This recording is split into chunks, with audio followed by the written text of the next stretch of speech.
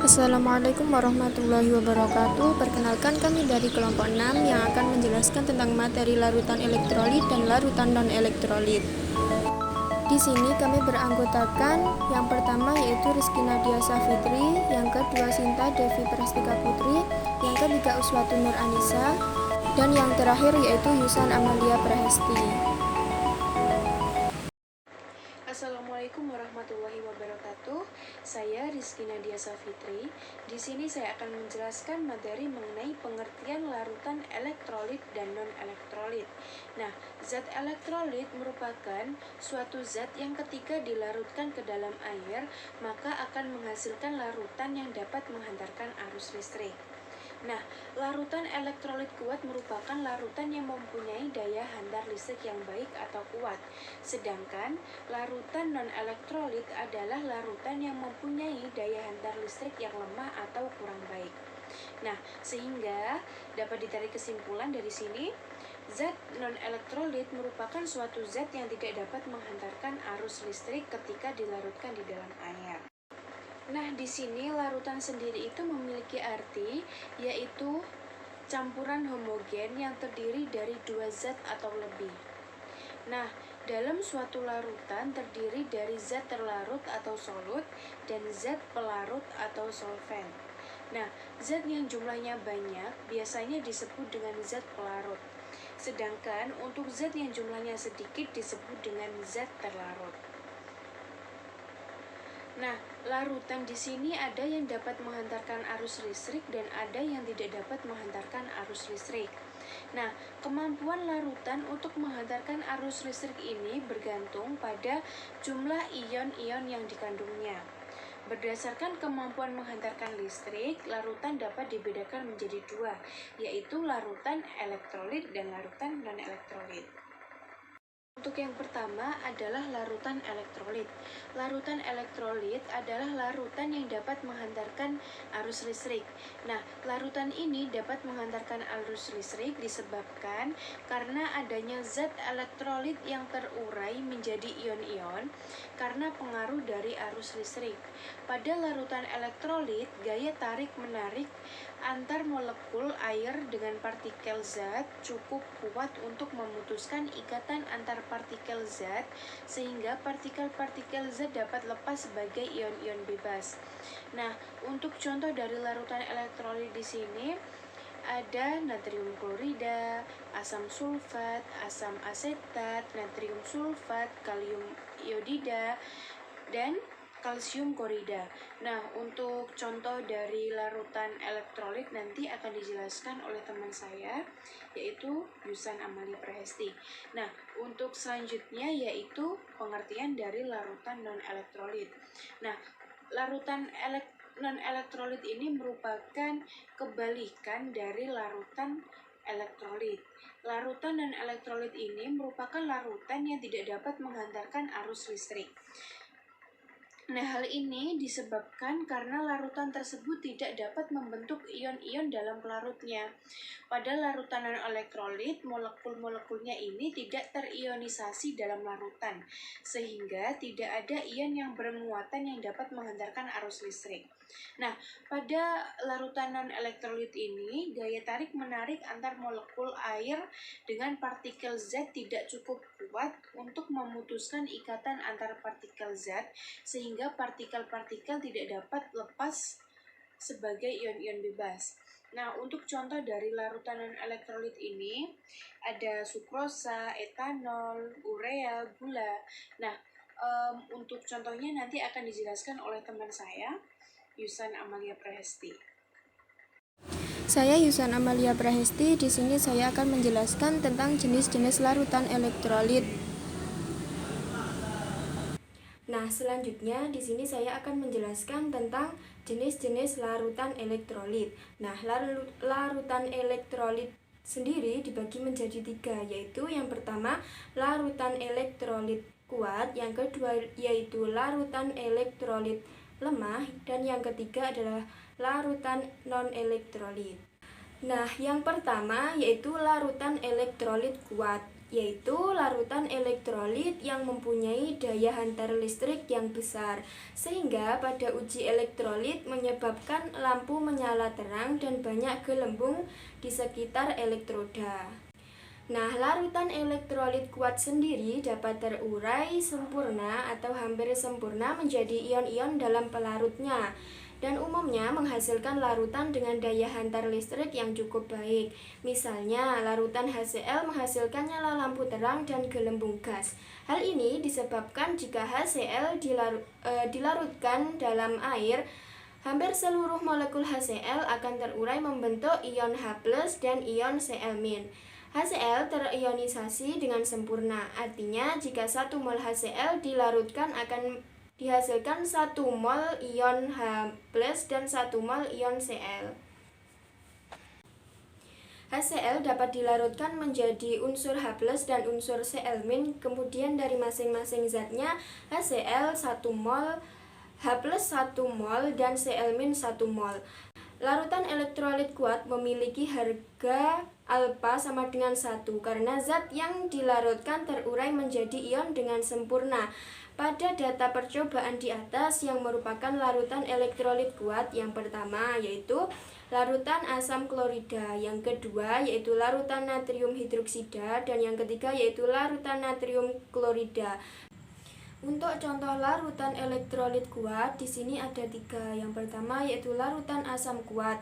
Di antaranya ada HCl atau asam klorida, HBr asam bromida, H2SO4 asam sulfat, HNO3 asam nitrat. Yang kedua yaitu basa kuat, terdiri dari LiOH atau litium hidroksida, NaOH natrium hidroksida, KOH kalium hidroksida, dan yang ketiga yaitu garam. Garam terdiri dari NaCl yaitu natrium klorida dan KCl yaitu kalium klorida. Yang kedua yaitu larutan elektrolit lemah. Nah, larutan elektrolit lemah sendiri adalah larutan elektrolit dengan daya hantar listrik lemah atau kecil. Larutan elektrolit lemah merupakan larutan yang menghasilkan nyala lampu redup dan gelembung gas pada elektrodanya. Nah, larutan elektrolit lemah hanya terurai sebagian kecil menjadi ion-ion dalam pelarutnya dan menghasilkan larutan dengan daya hantar listrik yang buruk, sehingga pada uji elektrolit menyebabkan nyala lampu redup dan hanya timbul gelembung gas saja. Hal ini disebabkan tidak semua zat terurai menjadi ion-ion atau yang disebut dengan ionisasi tidak sempurna, sehingga dalam larutan hanya sedikit ion-ion yang dapat menghantarkan arus listrik.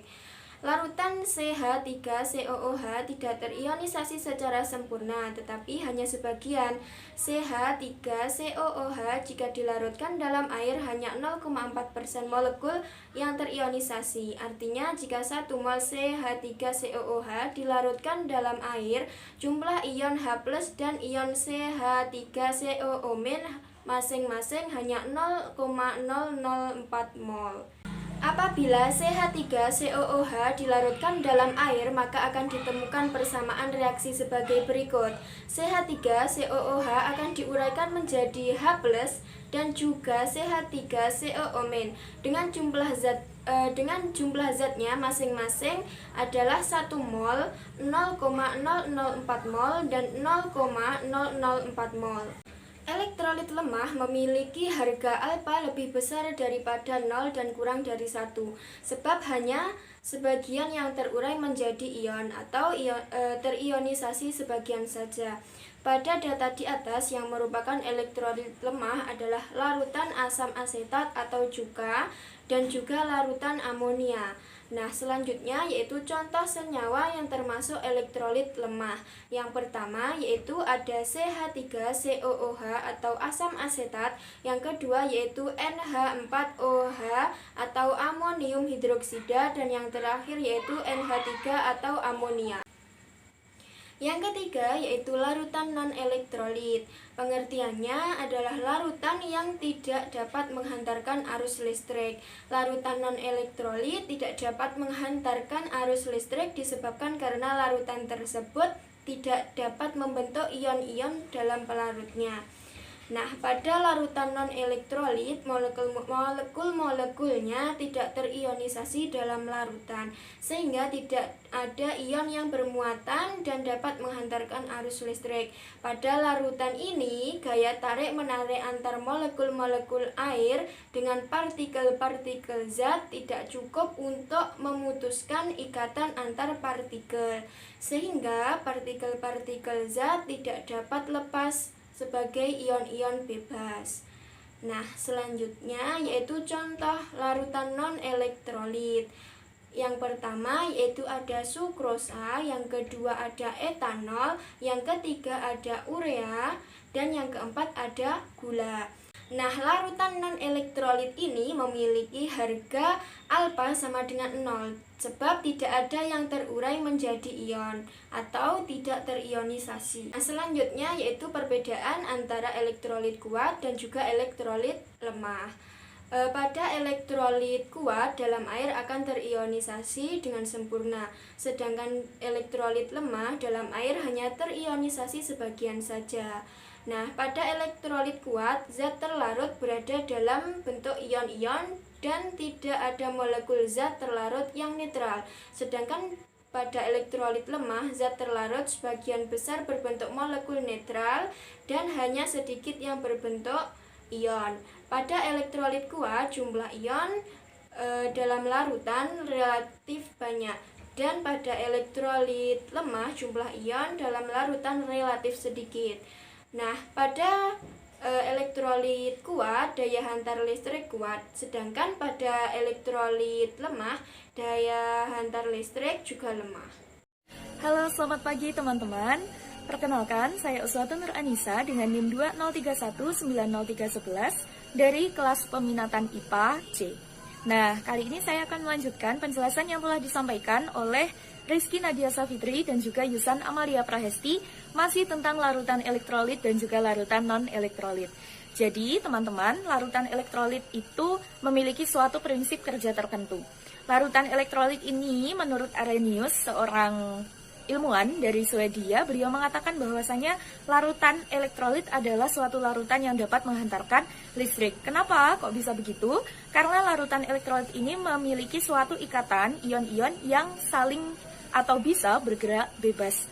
Jadi kita ambil contohnya langsung saja di larutan garam dapur.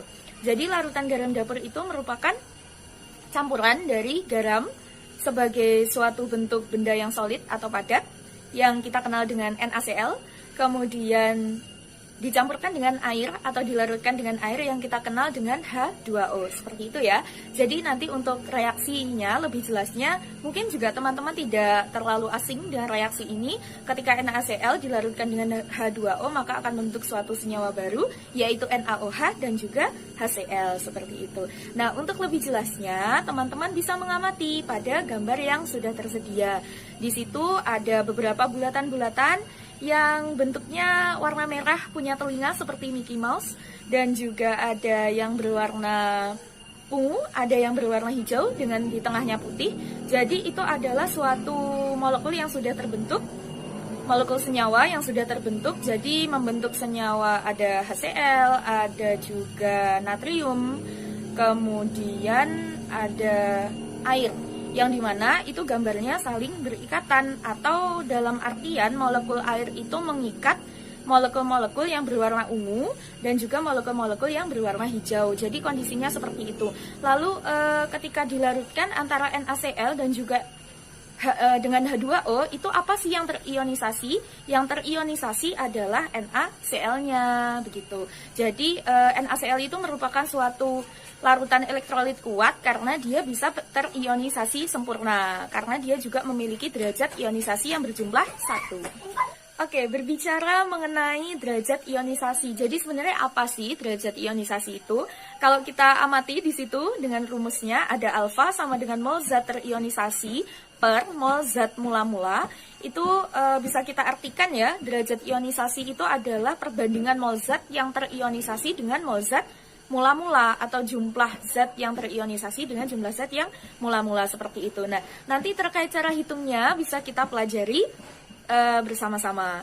Kemudian ketika kita sudah tahu derajat ionisasinya, tentunya tidak bisa kita pisahkan dengan penulisan reaksi ionisasi antara larutan elektrolit dan juga larutan non-elektrolit. Jadi kalau larutan elektrolit yang mengalami reaksi ionisasi itu dibagi menjadi dua, ada larutan elektrolit kuat dan juga larutan elektrolit lemah. Di situ bisa kita amati bersama-sama ya, bagaimana tata cara penulisannya antara reaksi ionisasi larutan elektrolit kuat yang terdiri dari asam kuat, basa kuat, dan juga garam dengan larutan elektrolit lemah yang terdiri dari asam lemah dan juga basa lemah. Oke, mungkin teman-teman di situ juga bisa mengamati ada beberapa contoh penulisan reaksi ionisasi yang kami sajikan dalam beberapa tabel. Untuk yang pertama itu ada tata cara penulisan reaksi ionisasi pada asam kuat. Ya, jadi di situ ada asam bromida, asam iodida, ada asam nitrat, asam klorat, dan juga asam sulfat. Tata cara penulisan reaksi ionisasinya seperti itu, ada jumlah ion H+-nya dan juga sisa asamnya juga sekalian dituliskan. Mungkin dari teman-teman bisa mengamati sendiri sampai nanti ke reaksi basa kuat, asam lemah, dan juga basa lemah. Seperti itu. Baik, lalu bagaimana sih cara kita untuk membedakan antara larutan elektrolit dan juga larutan non-elektrolit? Atau bahkan kita mengidentifikasi antara larutan elektrolit kuat maupun larutan elektrolit lemah. Kita akan melakukan suatu percobaan singkat, namun sebelumnya mari kita sama-sama menyimak atau membahas sedikit mengenai sifat-sifat dari larutan elektrolit kuat dan juga larutan elektrolit lemah. Jadi kalau pada larutan elektrolit kuat itu di dalam larutan akan terionisasi dengan sempurna. Jumlah ionnya di dalam larutan itu juga sangat banyak sehingga nanti akan menimbulkan gelembung-gelembung. Nah, kemudian menunjukkan adanya daya hantar listrik yang kuat serta memiliki derajat ionisasi mendekati 1. Kemudian kalau elektrolit lemah itu kebalikannya dari elektrolit kuat. Di elektrolit lemah itu ketika berada dalam suatu larutan biasanya hanya terionisasi sebagian, sehingga jumlah ion dalam larutannya juga sedikit. Hal ini menyebabkan gelembung-gelembung yang berada di dalam larutan itu juga berkurang jumlahnya daripada dalam elektrolit kuat. Nah, kemudian elektrolit lemah ini juga menunjukkan adanya daya hantar listrik yang lemah, sehingga nanti ketika kita praktik, kita gunakan untuk menyalakan lampu, biasanya lampunya itu menyala redup atau bahkan tidak menyala, namun tetap terdapat gelembung. Kemudian derajat ionisasinya itu kurang dari 1, seperti itu. Nah, dalam percobaan kali ini kita akan menggunakan peralatan yang ada di sekitar kita. Salah satunya adalah menggunakan paku. Jadi paku ini berfungsi sebagai elektroda atau konduktor yang akan menghubungkan jaringan kabel pada lampu dengan larutan-larutan yang akan kita identifikasi, sehingga akan ketahuan ya mana yang merupakan larutan elektrolit, baik elektrolit lemah maupun kuat, dan juga larutan non-elektrolit. Kita mulai saja percobaannya.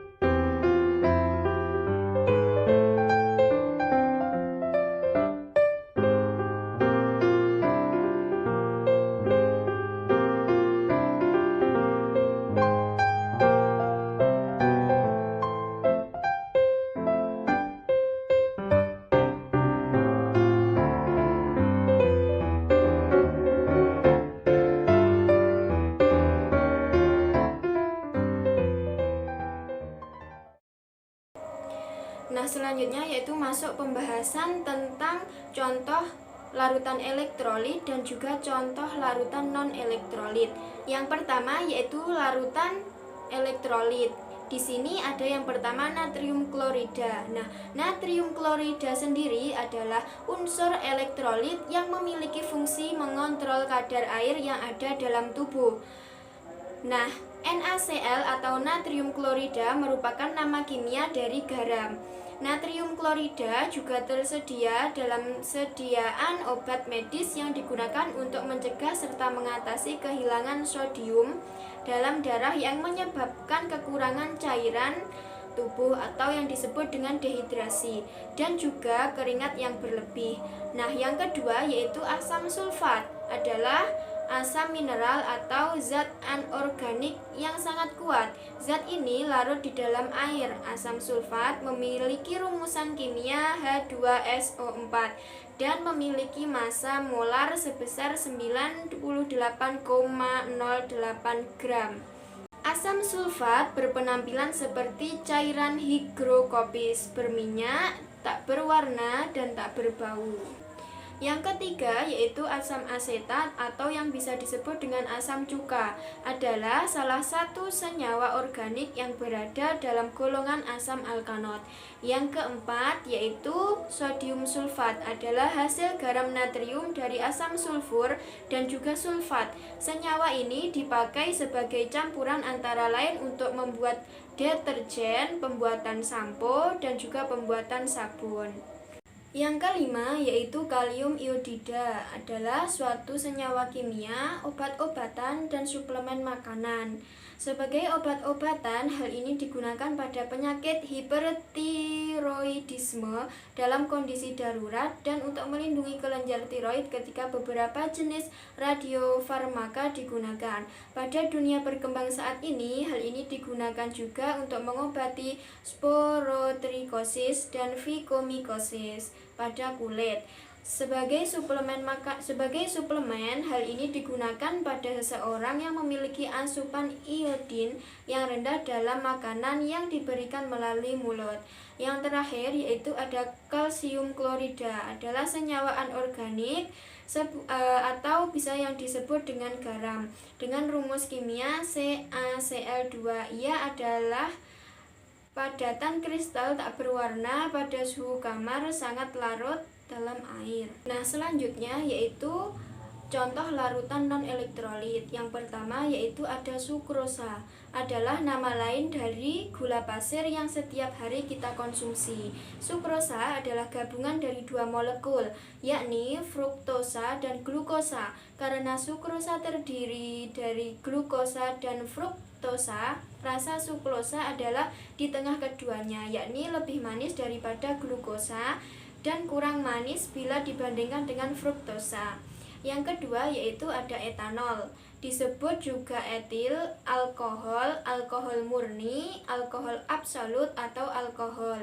Adalah sejenis cairan yang mudah menguap, mudah terbakar, tak berwarna, dan merupakan alkohol yang paling sering digunakan dalam kehidupan sehari-hari.